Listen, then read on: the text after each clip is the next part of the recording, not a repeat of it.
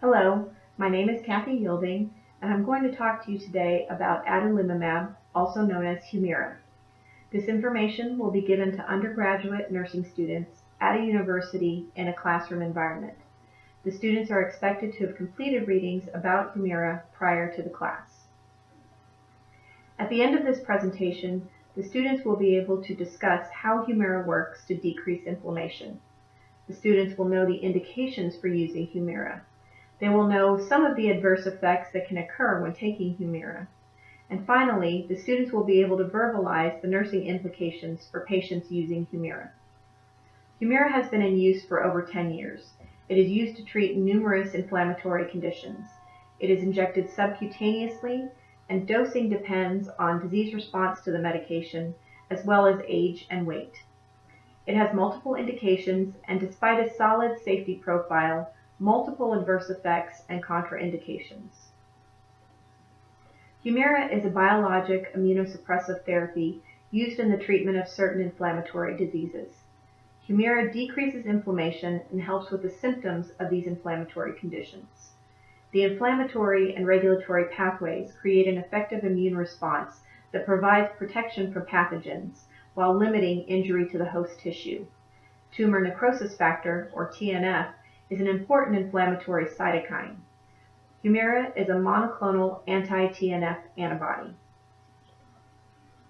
As you can see in this image, Humira binds to the TNF to block its interaction with the p55 and p57 cell surface TNF receptors. By decreasing the levels of TNF, it also decreases the level of inflammation and damage caused by that inflammation. Researchers have recently found that Humira increases the TNF on the surface of patient monocytes and promotes its association with receptor proteins on regulatory T cells. This activates a pathway that gives the T cells the ability to suppress inflammation. The study suggests that Humira may block the inflammatory functions of soluble TNF secreted by the immune cells, while increasing the activity of TNF on the membrane that ultimately helps to resolve inflammation. Humira is indicated for treating rheumatoid arthritis, plaque psoriasis and psoriatic arthritis, polyarticular juvenile idiopathic arthritis, hidradenitis suppurativa, non-infectious panoveitis, ankylosing spondylitis, ulcerative colitis, and Crohn's disease.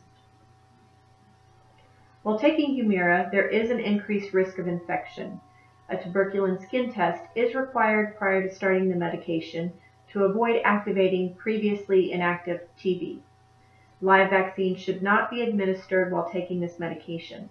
Avoiding those with infections and using caution in large crowds will help to decrease the risk of infection. Most of the interactions seen with the use of Humira involve an increased risk of infection. Using Humira with abatacept, anakinra, or rituximab can increase the risk of infection or neutropenia in patients. When used with azathioprine or 6-mercaptopurine, there is an increased risk of developing hepatosplenic T-cell lymphoma. Receiving live vaccines while on Humira increases the risk of adverse vaccine events. Humira has a lengthy list of adverse effects, from headache, confusion, syncope, and tremor, to AFib, hypertension, and MI, to rash, upper respiratory infection, anaphylaxis, and angioedema. The adverse effects of Humira fall into every body system category and range from the very mild to the very serious. Humira and other anti-TNF drugs have positively impacted the lives of many patients with chronic inflammatory diseases when other treatments have failed. The long-term safety concerns and effectiveness have shown to be stable over many studies. A randomized, double-blind phase 3 trial of children with plaque psoriasis was published last year that showed that using Humira every other week was more effective than weekly methotrexate, with no change to its safety profile. Nursing considerations for patients who use Humira include a focus on medication and compliance, infection prevention, and making sure patients know when an adverse reaction is occurring and when to seek medical care. Based on a quality-adjusted life year analysis, or QALY, Humira also has the highest per QALY cost of the TNF inhibitors at $232,644. This will need to be taken into consideration prior to a patient starting treatment with Humira. The patient's insurance coverage will need to be contacted for approval, and based on that coverage or lack of, drug company assistance may be required or a different drug may need to be used. Now I will take some time to answer any questions you have or clarify anything, and then we will take a short quiz. So does anyone have any questions?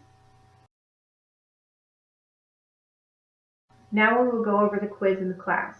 Let's start with question number 1. Which of these inflammatory diseases is not treated with Humira? A. Rheumatoid arthritis, B. Psoriatic arthritis, C. Crohn's disease, or D. Osteoarthritis? The answer is D. Osteoarthritis occurs over time and is caused by wear and tear in the joints. Number 2, true or false? Humira is administered orally. As we discussed, Humira is administered by subcutaneous injection, so the answer is B, false. Which of the following is an adverse effect of using Humira? A. Headache, B. Rash, C. Upper respiratory infection, or D. All of the above? Humira has an extensive list of adverse effects. These are just a few, so D. All of the above is the correct answer. Number 4, true or false? A tuberculin skin test is required before a patient can receive treatment with Humira. This is true. If a patient has inactive TB, using Humira can activate the tuberculosis. Number 5, true or false? Patients may receive live vaccines while receiving treatment with Humira. This is also false. Receiving a live vaccine while taking Humira can increase the risk of adverse vaccine events. I hope you all did well on this quiz, and thank you for watching my presentation today. I hope you found it informative.